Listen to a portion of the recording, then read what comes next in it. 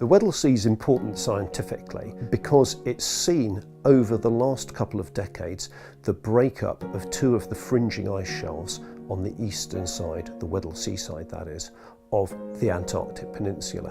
In 1998, the Larsen A ice shelf broke up, and in 2002, the Larsen B broke up.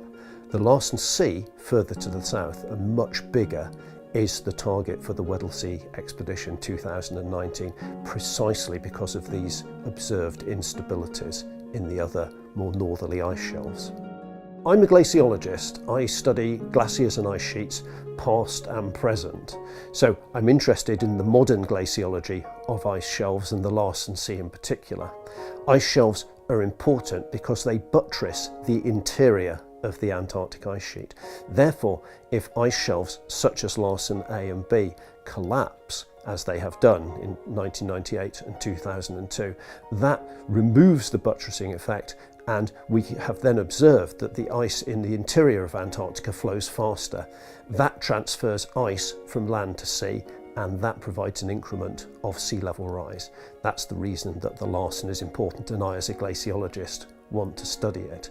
The other thing that I'm interested in is the past behaviour of glaciers and ice sheets, and that means we use the marine geological and geophysical record, which we usually access using icebreaking research vessels and any ROVs, remotely operated vehicles, and autonomous underwater vehicles that we might have to deploy.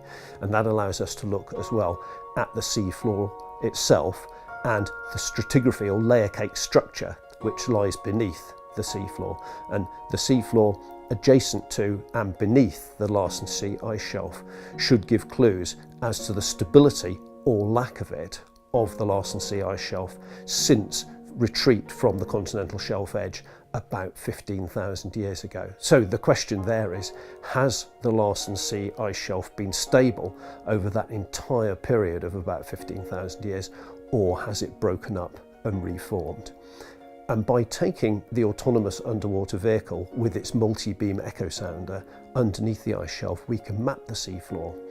If we find iceberg plough marks there, iceberg plough marks are formed by the keels of deep icebergs actually carving grooves through the seafloor. They're very easily recognisable because they're quite chaotic to look at. We know they exist offshore of the Larsen. If we find them under the Larsen, then we can say, well, the ice shelf was broken up more than once in the last 15,000 years. If we find none there, the implication then is the Larsen Sea has not broken up over the last 15,000 years, and then, given that it might do so in the foreseeable future, then that's a much bigger worry in terms of the instability of the parent ice sheet.